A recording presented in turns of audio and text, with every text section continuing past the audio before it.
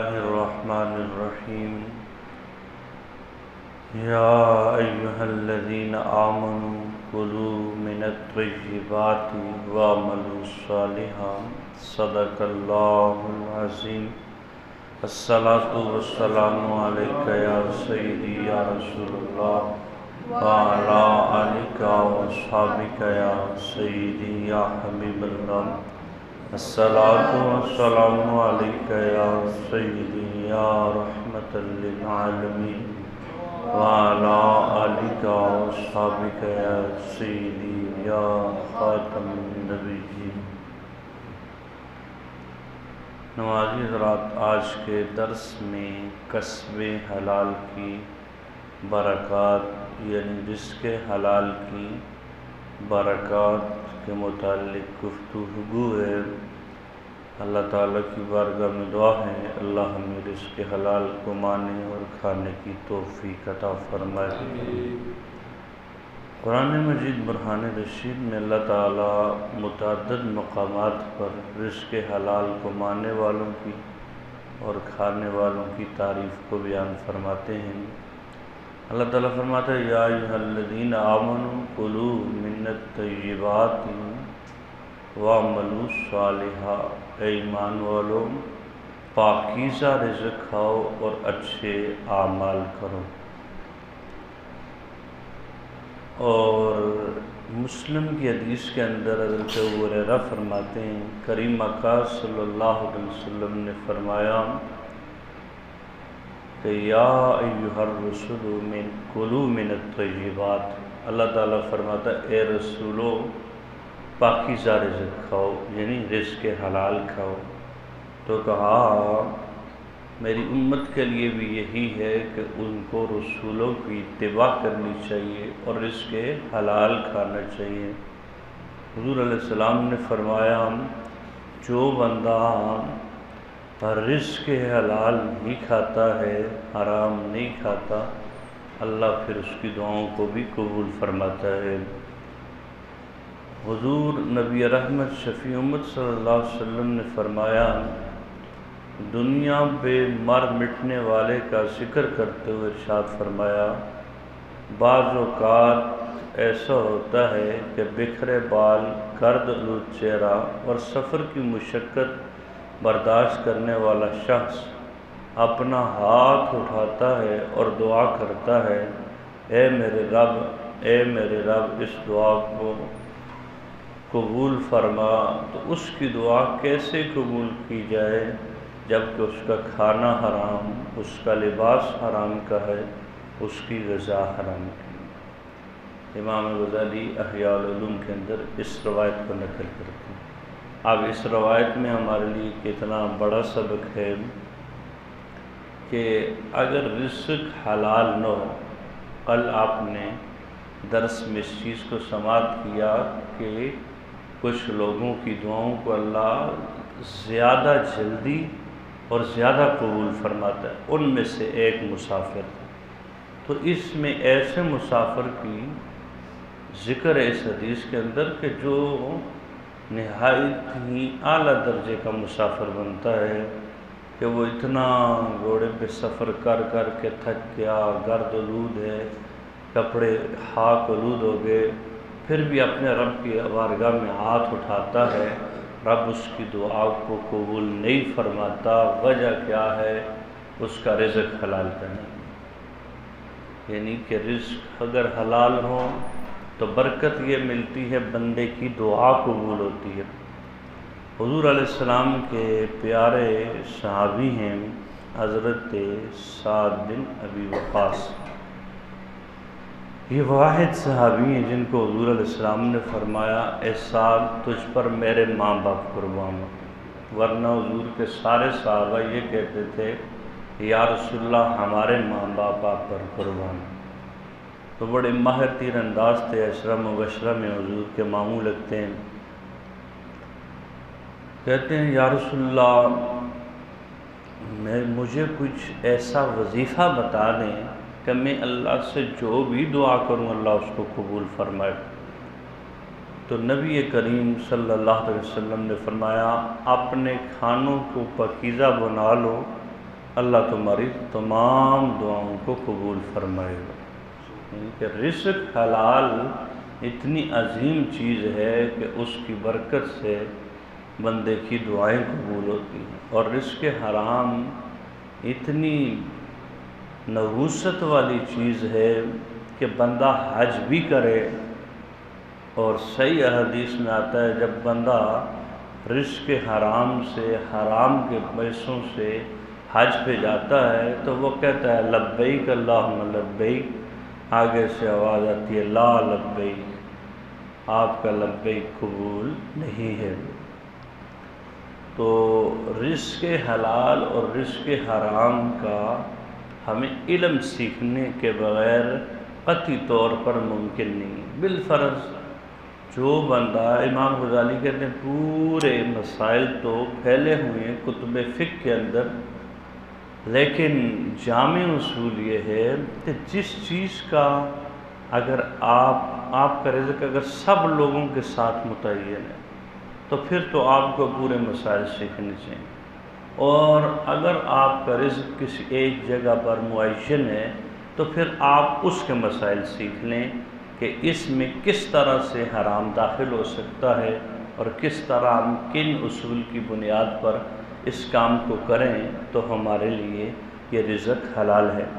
مثلا کوئی بندہ تجارت کر رہا ہے اور جس شعبے میں کر رہا ہے اس کے مسائل سیکھ لے، علماء ماہرین کے پاس بیٹھ کے پوچھے اس میں کس کس جگہ پر سود، غرر اور ایسی چیزیں داخل ہو سکتی ہیں جس سے میرا رزق حرام ہو جائے، اور جو بندہ جاب کر رہا ہے اس میں وہ پوچھے کہ اس میں کس طرح کس جگہ مجھے کہاں معافی ہے اور کہاں معافی نہیں ہے، کیسے میں اس کو کروں تو میرے لیے میری آمدنی حلال ہوگی اور کیسے نہیں، لیکن اس کے اوپر ہماری توجہ نہیں۔ اور ادھر جو ہے معیار ہی یہ چیز ہے، یہ دونوں احادیث امام غزالی نے احیاء العلوم کے اندر، اور اس کے علاوہ سعد بن ابی وقاص والی جو روایت موجم اوسط کے اندر حدیث نمبر 6495 ہے۔ تو یہ احادیث ساری کتب احادیث میں موجود ہیں، احادیث صحیح ہیں، تو ان کے تحت ہمیں اپنے کاروبار پر، اپنے جاب پر، اپنے معاملات پر، اپنے لین دین پر غور کرنا چاہیے، کیونکہ رزق حرام جو ہے یہ بہت بڑا نقصان کا باعث ہے، اور رزق حلال سے بہت بڑے فوائد ہیں۔ اسی طرح احیاء العلوم کے اندر امام غزالی فرماتے ہیں ان اللہ مالکن علی بیت المقدس ینادی کل لیلۃ من اقل حرام ما لم یقبل منہ صرف ولا عدل۔ حضور علیہ السلام نے فرمایا یعنی بیت المقدس پر اللہ عز و جل کا ایک فرشتہ ہے جو ہر رات یہ ندا دیتا ہے کہ جس نے حرام کھایا ہے اللہ نہ اس کا فرض قبول فرماتا ہے نہ ہی نفل قبول فرماتا ہے۔ یعنی کہ اتنا بڑا مسئلہ ہے۔ بندہ کہتا ہے جی میں تو بڑا حاجی ہوں، میں تو حج کر آیا، میں عمرہ کر آیا، میں 5 وقت کا نمازی بن گیا، سود اپنی جگہ پہ جاری ہے۔ اس کو یہ پتہ نہیں کہ جب رزق حرام ہو جائے نہ حج قبول ہے، نہ نفل قبول ہے، نہ ہی فرض قبول ہے۔ صدقہ دینا تو الٹا گناہ ہے، مال حرام سے زکوٰۃ دینا اور صدقہ دینا بہت بڑا گناہ ہے۔ بسا اوقات علماء نے یا ایھا الذین آمنوا کلوا من الطیبات کی تفسیر کے اندر اس کو کفر لکھا ہے کہ جو بندہ مال حرام سے یقیناً قطعی مال حرام ہو اس سے وہ صدقہ دے تو یہ کفر ہے۔ تو اس حدیث میں واضح بتایا گیا کہ جس کا مال حرام ہے اس کی نحوست یہ ہے کہ اس کے فرض اور نفل قبول نہیں ہے۔ حضور علیہ السلام نے فرمایا جس شخص نے 10 درہم کا کپڑا خریدا، من اشتری ثوبا ب10 دراہم وفی ثمنہ درہم حرام لم یقبل اللہ علیہ منہ شیء۔ حضور علیہ السلام نے فرمایا جس نے 10 درہم کا کپڑا خریدا ان میں سے ایک صرف حرام کا ہے، باقی 9 کے 9 حلال کے۔ تو کہا اللہ اس کی نماز کو قبول نہیں فرمائے۔ یعنی کہ اتنا اس ہم معمولی چیز کو سمجھتے ہیں، یہ کوئی مسئلہ نہیں۔ کئی دفعہ سارا دن محنت کے باوجود بیچ میں ہم تھوڑا سا وہ ڈنڈی مار لی، یعنی کہ کسی طرح کوئی چیز حرام کی بیچ میں داخل ہو رہی ہے، ہم نے اس کی توجہ نہیں کی، ہم نے تو محنت کی ہے۔ اس کے بارے میں اب اس فرمان سے ہم جائزہ لیں کہ 9 روپے حلال کے 10واں حرام کا ہے تو اللہ نماز قبول نہیں فرماتا، تو پھر سمجھ لیں کتنا بڑا گناہ ہے۔ دوسری حدیث کے اندر حضور علیہ السلام نے فرمایا کل لحم نبت من الحرام فالنار اولی بہ۔ حضور علیہ السلام نے فرمایا یعنی ہر وہ گوشت جسم جو حرام سے پروان چڑھے وہ آگ کا زیادہ حقدار ہے، یعنی کہ وہ جسم جس کے اندر حرام چلا گیا، اس نے حرام کھا لیا، وہ جہنم میں جائے گا۔ حدیث کا آسان مفہوم دیا۔ آگے حضور علیہ السلام نے ایک فرمان کے اندر ارشاد فرمایا من مسا دانیا من طلب الحلال بات مغفورا له واصبح واللہ عنہ راض، یعنی جس نے رزق حلال کی تلاش میں تھک کر شام کی، وہ اس حال میں رات گزارے گا کہ وہ بخش دیا جائے گا، اور صبح اس حال میں کرے گا کہ اللہ عز و جل اس سے راضی ہو۔ یعنی یہ رزق حلال کی کتنی بڑی برکات ہیں کہ بندہ اگر رزق حلال کماتے ہوئے تھک جائے تو رب اس کو کتنی شان دیتا ہے کہ رات کو اس کے سارے گناہوں کو معاف فرما دیتا ہے، صبح کو رب اس سے خود راضی ہو جاتا ہے۔ یعنی کہ یہ بعض لوگ کہتے ہیں وہ تو بندہ آگے چلا گیا، ہم تو ادھر کے ادھر ہی ہیں۔ اور بھائی تم بہت آگے چلے گئے، تم نے پورا دن محنت کر کے جو تھکے اور رب نے شان یہ دی۔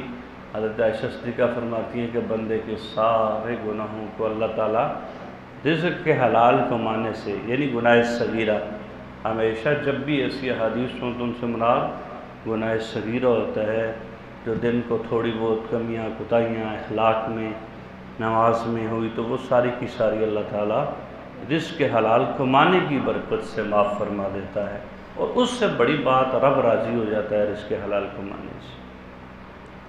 حضرت امام اوزائی نے حضرت ابراہیم ابن ادم کو دیکھا، یہ بھی بہت بڑے جلیل القدر تابعی ہیں ابراہیم بن ادم۔ ان کو دیکھا تو انہوں نے لکڑیوں کا گٹھا اٹھایا ہوا تھا، تو حضرت ابراہیم بن ادم کو امام اوزائی کہنے لگے کہ ہمارا یہ جو بھائی ہے یہ کب اس سے چھٹکارا حاصل کرے گا کہ یہ لکڑیوں کا گٹھا ہر وقت تم نے اٹھایا ہوتا ہے۔ تو آگے سے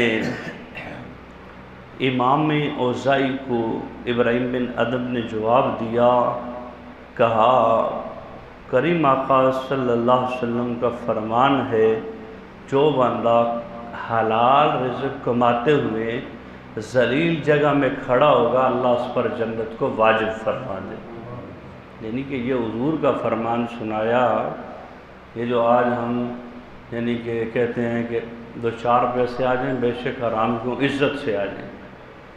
او بھائی عزت اس میں ہے کہ بندے کی آخرت میں عزت بنے، دنیا تو 4 دن کی ہے۔ اس حدیث میں کتنا بڑا ابراہیم بن ادم نے کتنی عالی شان بات کی، کہا تم جو مجھے کہہ رہے ہو کہ میں ذلیل جگہ میں کھڑا ہوں، تو حضور علیہ السلام نے کیا فرمایا، کہا جو حلال کمانے کے لیے ذلت والی جگہ میں کھڑا ہوگا اللہ اس پر جنت کو واجب کر دے گا۔ دنیا کا 1 منٹ کا بھروسہ نہیں، جنت جو بندے کو مل گئی تو وہ ہمیشہ کی ہے، اس کے بارے میں سوچیں۔ اسی طرح حضور علیہ السلام کے ایک پیارے صحابی ہر روز جو ہے، اس میں ایک واقعہ میں ہمارے لیے بڑا سبق ہے، اور جو ہم لوگوں کو حرام سے ان کاموں سے روک سکتے ہیں۔ حضور کے پیارے صحابی مانگ رہے تھے تو حضور علیہ السلام نے ان کو بلایا اور فرمایا تمہارے گھر میں کیا ہے؟ کہا ایک ٹاٹ ہے، اور ایک دوسری چیز کا نام لیا، کہا وہ بھی جلی ہوئی ہے۔ حضور نے فرمایا ان کو لے آؤ، وہ لے آئے۔ صحابہ کو کہا کون خریدے گا؟ ایک صحابی نے کہا میں 1 درہم میں۔ حضور نے فرمایا کوئی زیادہ میں خریدے؟ تو دوسرے صحابی نے کہا میں 2 درہم میں۔ 1641 نمبر حدیث ہے ابو داؤد کے اندر یہ۔